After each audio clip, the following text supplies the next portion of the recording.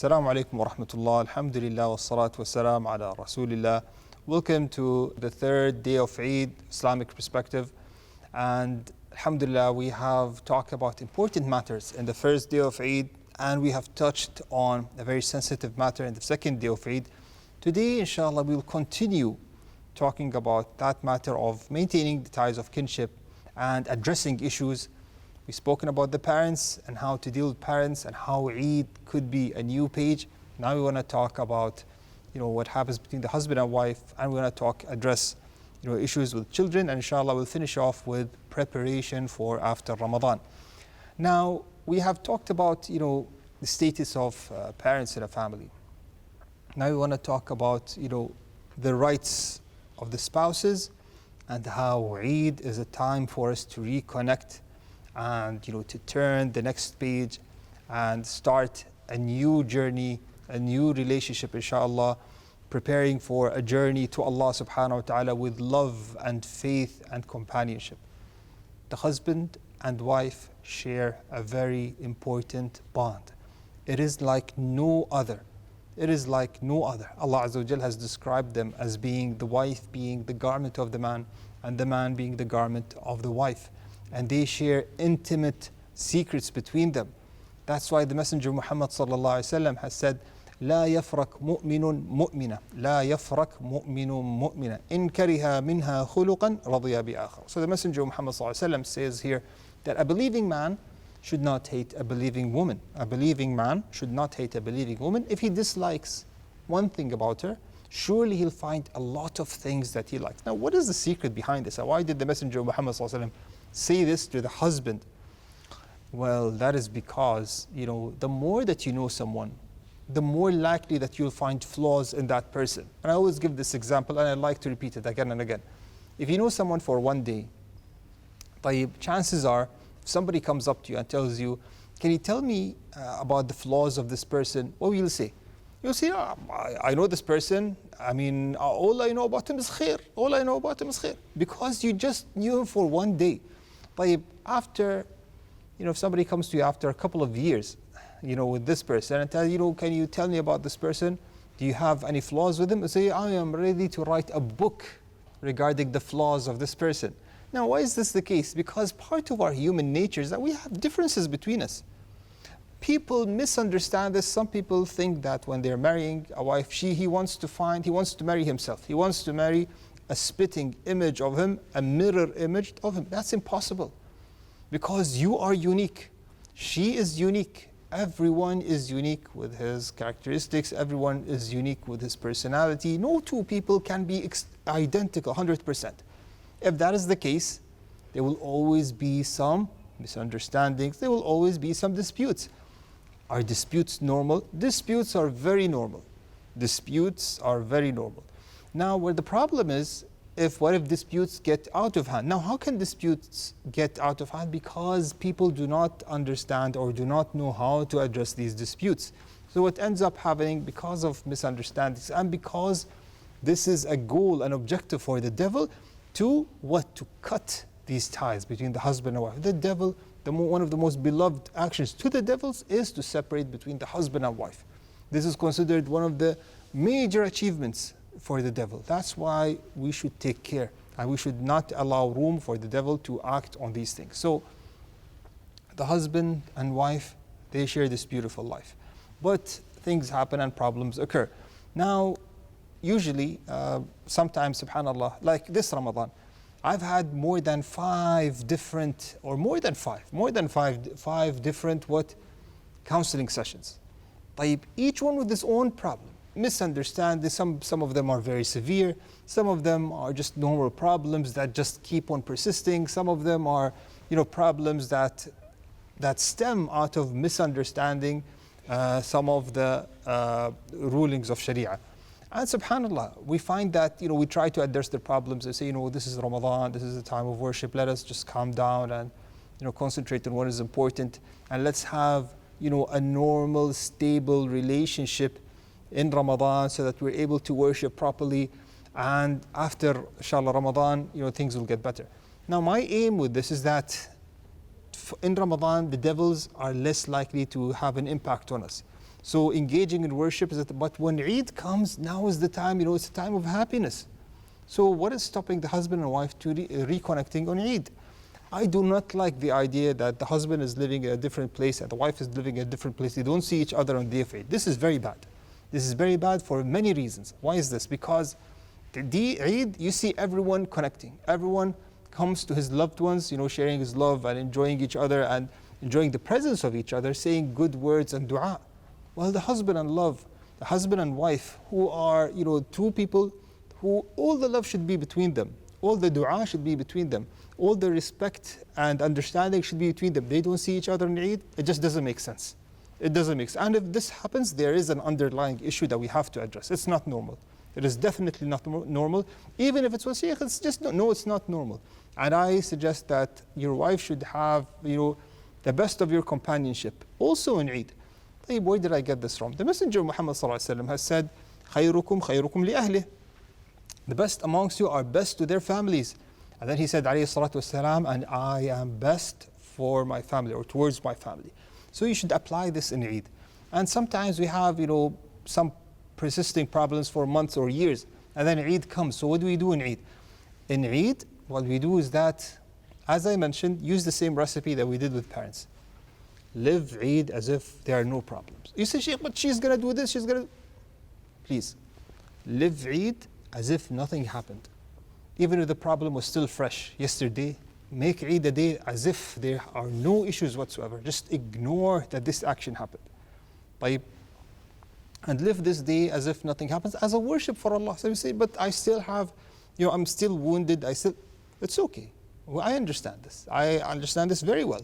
But you do this for the sake of Allah subhanahu. And wallahi, inshallah, you'll find the effects of these actions later.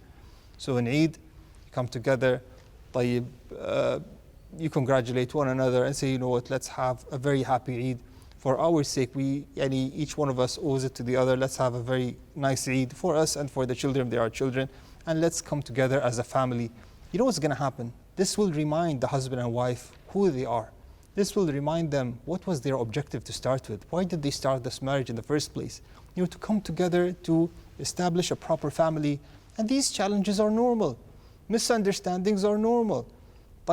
And true love doesn't lie, in certain words. True love lies in respecting one another, in, accepting one another, in establishing a proper family. So this is something, just part of life. Is life complete? No. We mentioned this verse where Allah subhanahu wa ta'ala said, لَقَدْ خَلَقْنَا الْإِنسَانَ فِي كَبَدٍ.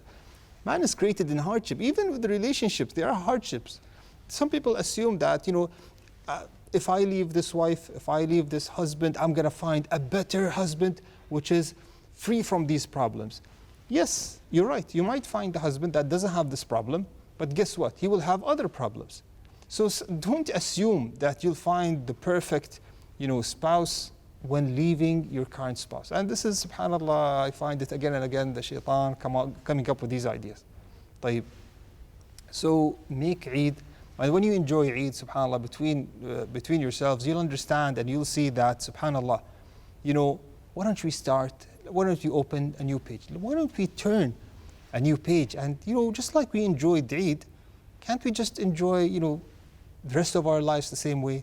I mean, we accepted each other and we did turn the other page. Why don't we continue our lives? I'm talking about these small misunderstandings that occur. There is no doubt that some issues require us, counseling, that we have to sit with someone who's knowledgeable, someone who's experienced to address these issues. Counseling, brothers and sisters, is not going and going to your families and complaining about your spouse. This is the recipe for disaster. How many times have we seen problems where they are, just a small problem which becomes a huge issue resulting in talaq? Why? Because we opened the door for the families to interfere. It's a misunderstanding. It could have been addressed, by the husband and wife together. Now it's open. The husband and wife now don't have a problem, but now the families have a problem. And we see this all the time. So, subhanAllah, counseling is subhanAllah, a way, inshallah, to address the issues and to bring you closer, inshallah, in finding a solution. Now, the third party that we want to address, or the third group that we want to talk about here, is the kids, our kids. and the relationship between parents and kids. Subhanallah. Before this, some families, they have Ramadan comes and talaq occurs in Ramadan, divorce occurs in Ramadan. And it's a very difficult time. And some of the time the woman lives, by herself, whether it's a revocable divorce or irrevocable divorce, she's going to be living with her family. And the husband's going to be away. It's going to be a very sensitive and difficult time for both the husband and wife. So again, as we mentioned with the person who lost his parents, make some time for these people, because the problem here is that people do not understand what the struggle is, and them being by themselves, away from each other is very difficult. So if you know a person who has, who's in divorce or divorce occurred and they are struggling, even if they do not show that they are struggling, it's good to reconnect with them, sit with them, don't keep them alone, give them some good advice, especially with connecting with Allah subhanahu wa ta'ala. Make sure to say what is khair. Make sure to say what is khair without mentioning people in a bad way. Be optimistic. Be very positive in your attitudes towards them, with them, because they're in a very difficult place and the situation is very sensitive. And a word, could break them, or a word could make their day much, much greater. So please understand this matter. We move on to the third category here, which is our kids. Subhanallah, children, the relationship with the children is very different with the relationship with parents, and it's also very special and unique, even compared to the relationship between the spouses. Now, the relationship with children and with your child will last you even in the hereafter. And the Messenger Muhammad ﷺ has said that, if a person dies, all of his good deeds will be cut, except for a couple of things, which is a beneficial sadaqah, a sadaqah that runs after his death, and of these things, or knowledge that was shared. And the third thing that he mentioned, alayhi salatu wasalam, is waladun salih yad'u lah, a righteous child that makes dua for you. Now this righteous, the Messenger of Muhammad ﷺ said, a righteous child. The parents, maybe they're not so righteous, but the child is righteous. And he remembered his parents with a da'wah. His parents could have been good with him, or they could have been not so good with him. Yet, because of his righteousness, this son remembered his parents after they passed away. And he still asks Allah subhanahu wa ta'ala to bestow His mercy upon them. And he asked Allah subhanahu wa ta'ala to forgive his parents. And you know what? Subhanallah, the Messenger of Muhammad sallallahu alayhi wa sallam mentioned that on the Day of Judgment, a man will come, and he'll be raised many levels. He'll be raised many levels in paradise. And he'll be asked, I did not do good deeds for this. What good deeds have I done? It will be said to him, لِاسْتِغْفَارِ وَلَدِكَ لَكَ. So you've been raised levels because of your kids making dua for you. So one should not undermine this. Your kid, your child, when you see a child, could be the cause of you being raised many, many levels in paradise. His istighfar, him calling upon Allah subhanahu wa ta'ala for you. So this is, subhanallah, something very important. That's why we say the relationship between the child and the parents is very, very difficult, very different.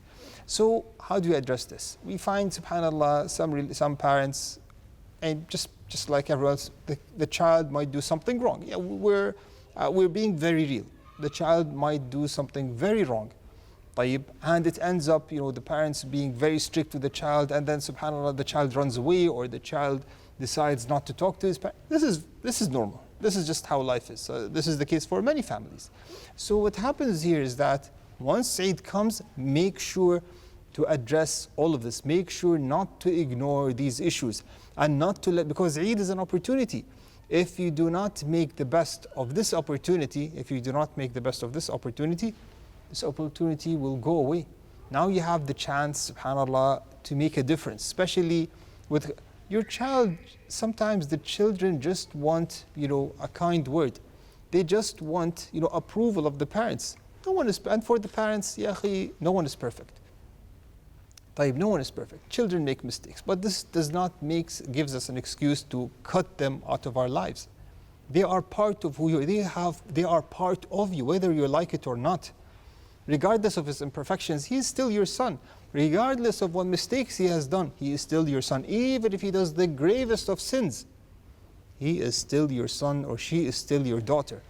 These ties of kinship should be maintained. These ties of kinship is the way back for you to reconnect. It's the way back for you to reconnect with them and to attain approval of Allah subhanahu wa ta'ala. If you want to change something with them, then subhanallah, definitely this is the time. Now we want to move on to our final matter here is for the whole family and for you as an individual. What about after Ramadan and after Eid? So you enjoyed yourself in Eid, alhamdulillah, you've done your worship, you've done your fasting, you've done your qiyam. So now we want to talk about what about after Ramadan?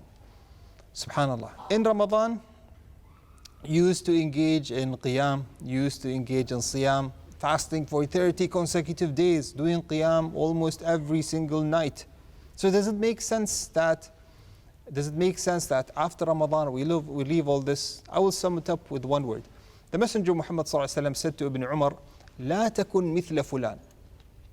Or to Abdullah, لا تكن مثل فلان كان يصلي من الليل ثم ترك قيام الليل. Don't be like this person. The Messenger Muhammad ﷺ, it's like he's advising you, don't be like this person. He used to do qiyam and then he left qiyam altogether. So try to maintain. Fast 3 days of every month. Do some qiyam on every night, even if it's a small amount. طيب. And with this, alhamdulillah, you'll maintain some of this worship. And subhanallah, we will leave you now. And inshallah, we'll see each other again, inshallah, as usual, in a studio or in a new studio with the will of Allah. With this, we will end. هذا والله أعلم وصلى الله على نبينا محمد وعلى آله وصحبه وسلم. جزاكم الله خيرا.